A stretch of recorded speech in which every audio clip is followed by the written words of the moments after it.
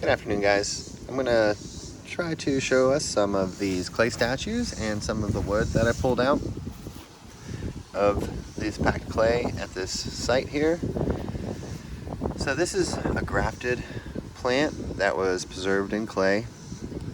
See how it's sealed up there, as if they were trying to teach us how to graft plants, or teach people how to graft plants. I think it's really neat. I haven't shown you guys that yet.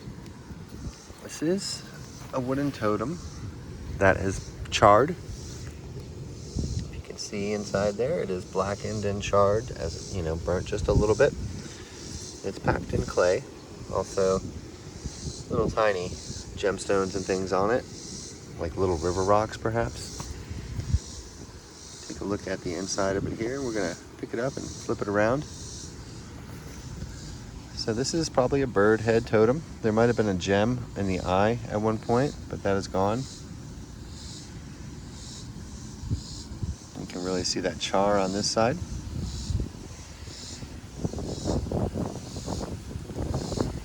Pretty cool, huh? Pretty cool. It's really neat how wood can be preserved for thousands upon thousands of years when packed in clay, and these guys knew that. They knew to preserve stuff the way that they did. They knew that the clay would keep everything safe. I made a short about this, and it got a little bit of attention there. This is a little tiny clay bird. So when they put these clay packs on these, they created almost like puzzles with them. They did it very carefully, very intricately. The statue that's underneath here is a piece of granite, and you can see some of the red paint still on it underneath this clay. Most of this is pretty stuck in there except for the bird, so I'm gonna go ahead and put the bird down here and we'll lift it up and I'll show you the other side. Oh, there goes another piece. This is kind of, try to keep these kind of preserved and try not to mess them up too much when I show you, because I'm thinking at some point somebody might have the ability to get me some kind of help, like radiocarbon dating or some technology. I did start using an application that brings out the paint of certain totems. So this is a clay bird, perhaps, and so you'll see these square. What I'll do, I don't want to do it, but I'm going to do it for you guys. There's hundreds, if not thousands of these, and I'm going to pull out some of these stones today. I do it in the field. I really don't want to. But maybe I can just show you guys pulling out maybe some of the stuff. So they put little wood chips, more than likely it's cedar. That's what usually is put in these, and there's little geometric shapes in there. There's going to be work tools in here, and maybe like little pieces of arrowheads and arrowhead shards. That's what they put in here. So I'll tell you what, we're going to keep that one the same, but we'll go ahead and break this one apart. This is a clay face statue. You can see how they put the charred, like charcoal. They preserve charcoal in these, and many other things that have very wild odors in them. They're very hard. These are more than likely cooked. And inside of these stones, or inside of these clay statues, you see how hard that is. It's a packed, dense, cooked clay. And there'll be tiny little materials, different types of stones in here, all worked. This is the piece of charcoal. We'll go ahead and pull this charcoal out so I can show you. Oh, sorry for the focus. So my purpose here is just to show you the evidence of what I've been seeing out here. As many of you guys know, the whole purpose for all this is to gain archaeological attention for what we've been doing. At this housing development here, how we're destroying a site, a ancient American site. Now this statue is a skull statue. It's a couple different things, just like the other ones are when you look at them, but these are the two lobes of hair of a woman, and they put a big stone in there for the eye. I won't be destroying this today. Hopefully never. There is a stone in there that more than likely has some of the archetypes inside of it. I'll show you how large that stone is. It's placed right in the head of the statue. This is a piece that goes on right here.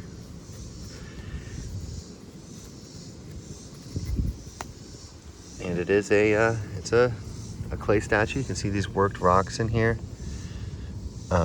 And wood also stuck inside of it.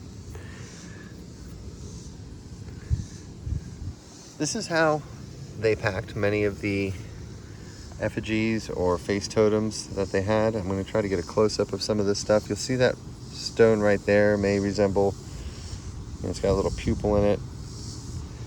It's kind of their style of eye.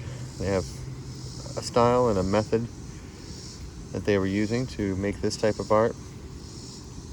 This is a face totem. You notice the flat top there. This is one of the archetypes.